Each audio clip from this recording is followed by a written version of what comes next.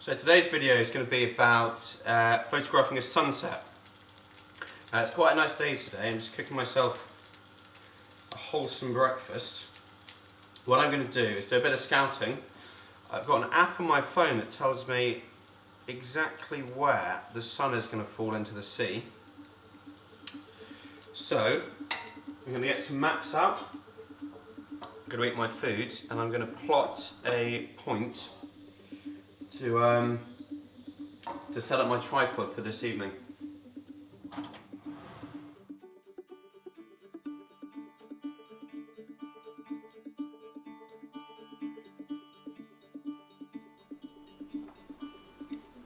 So this drive is fairly long, but Delabol I passed through on my way down here, so I know I can get there. So I cut off.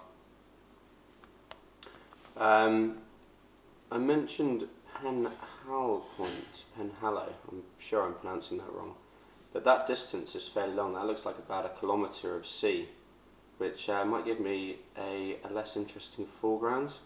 So I'm almost wondering if I do stop in Trebarwith. I know there's a car park here, and I walk up and maybe stop slightly earlier, or alternatively, I don't know, I'm trying to follow the contours and work out quite how far that climb is. But I might try shooting from this bluff out over to that rock. If I give you a slightly wider look of the bay, this stuff's several kilometres away, so there won't be too much detail. But I'm hoping the sun's out at the sea here. Let's see what happens.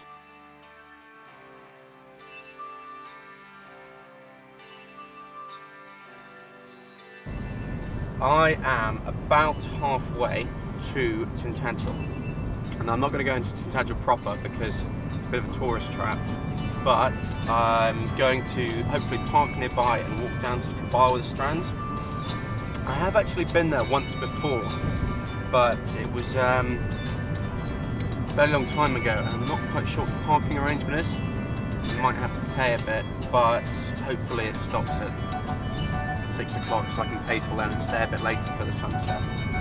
Now I know sunset today's at 5:30 and the time now is 2:30, so I've got loads of time.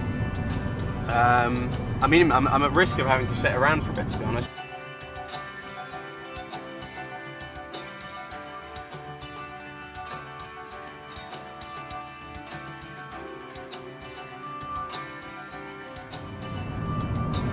So one of the lovely things about Cornwall at this time of year is the lack of people.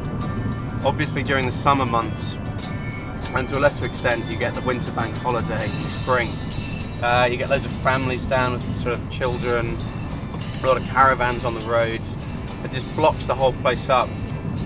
January and February it's a completely different story because you've got the locals, people that live down here, and you've got a handful of people who are down out of season. And it really gives you free reign over sunset spots, beaches. I mean, there's nothing worse than going to a beautiful location and having a family sort of set up their windbreakers and start sunbathing in your foreground.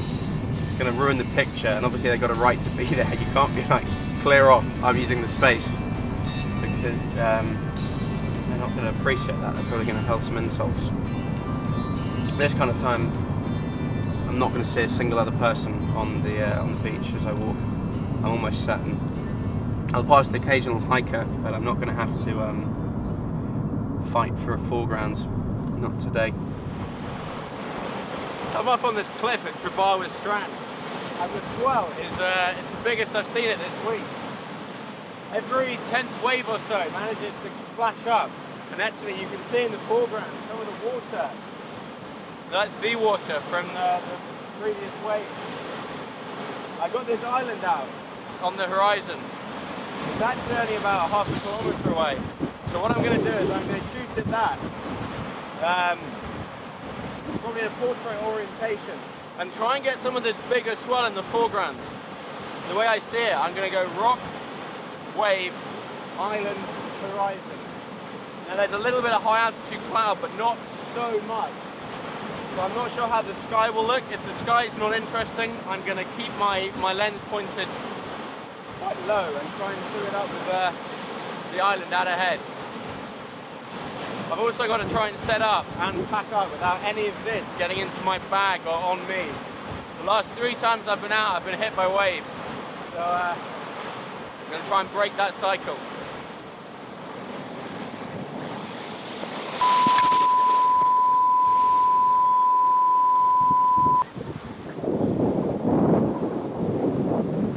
Oh my God, right.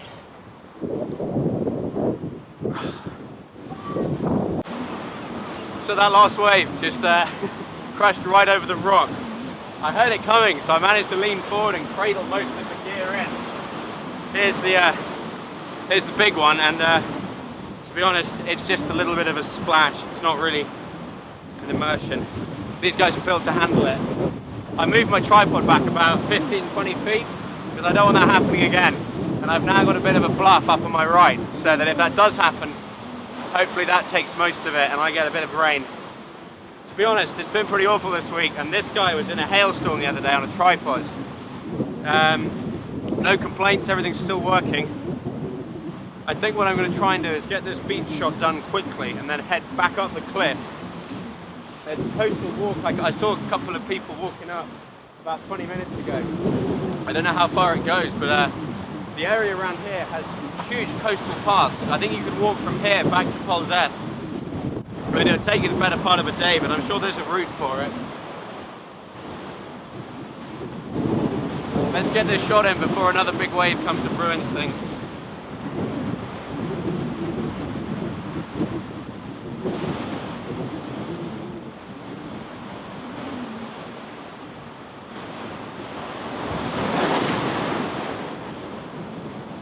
Right, that's the closest one yet, so next time that happens, I'm running.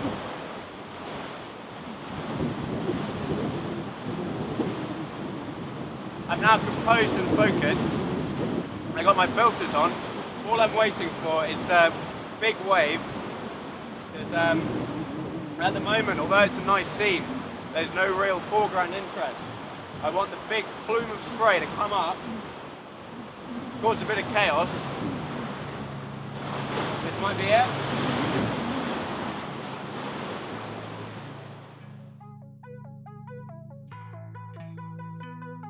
Right, I gotta be honest, straight off the bat, I'm not a huge fan of this image.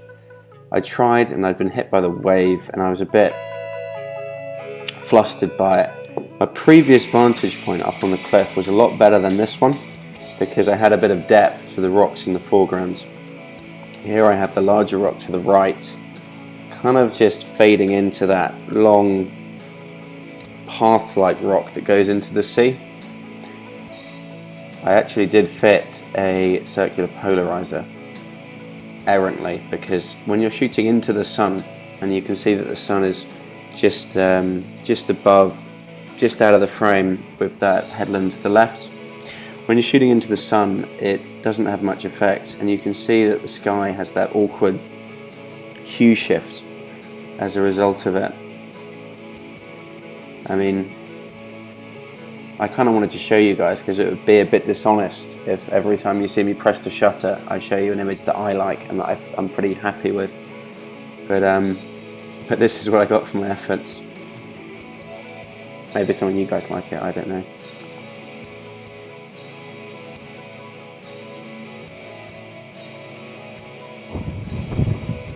I've walked up the coast path for only about half a mile, and I've come up to this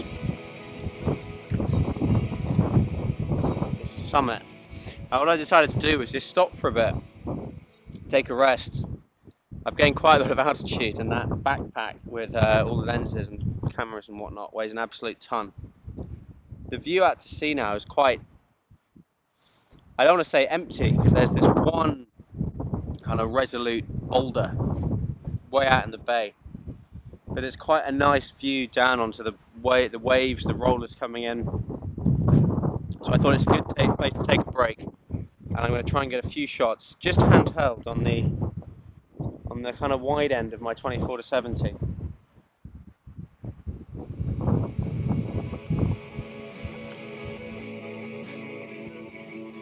I like this one. Well, I like this one more than the first image.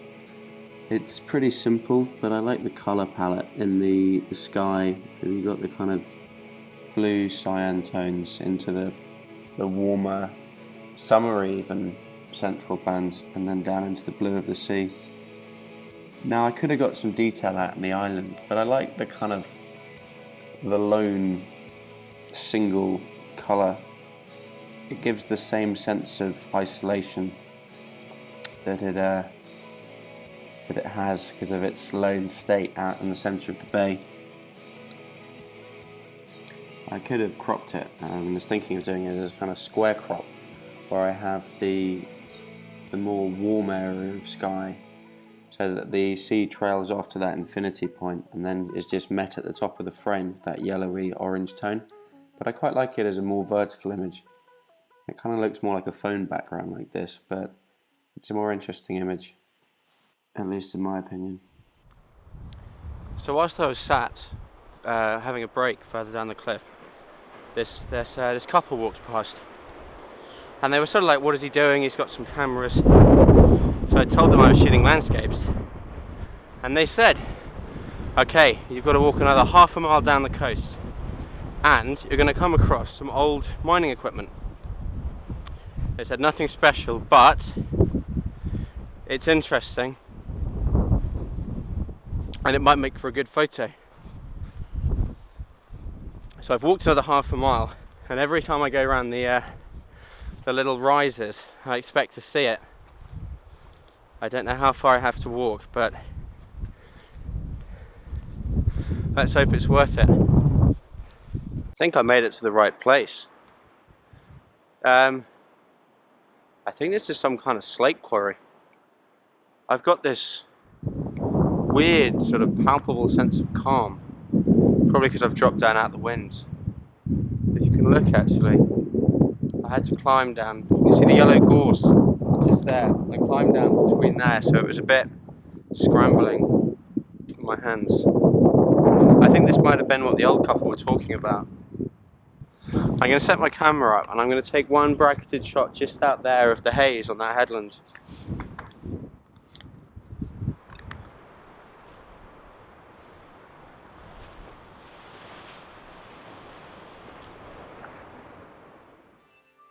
I like this one. I think it might be my favourite shot from today. I like the wave, and it was actually the first picture I took of this view.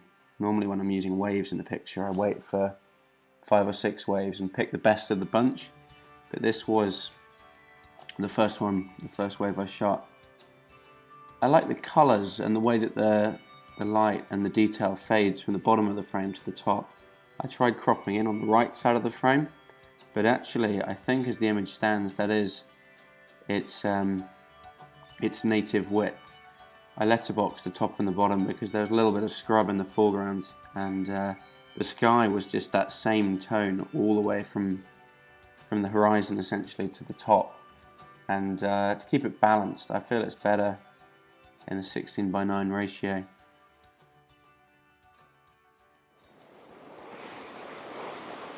So I'm all set up for my final shot. I've got a lovely shaft of sunlight on the water, and I can see down the coast, all the way in fact to Tintagel Head where I was the other day. I'm just waiting for the sun to give that red flash to the clouds it's sinking into. But I'm going to take an exposure every 5 or 6 minutes. Well, I say 5 or 6 minutes, I've probably only got 10 before I'm out of light. It's quite a tricky walk back as well, so I've got to get this soon.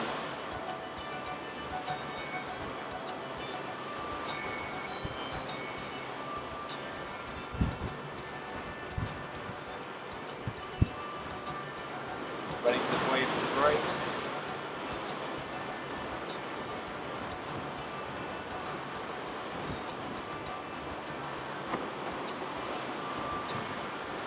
What I want for this last image is a wave to break out in the bay a bit. So this one here is good.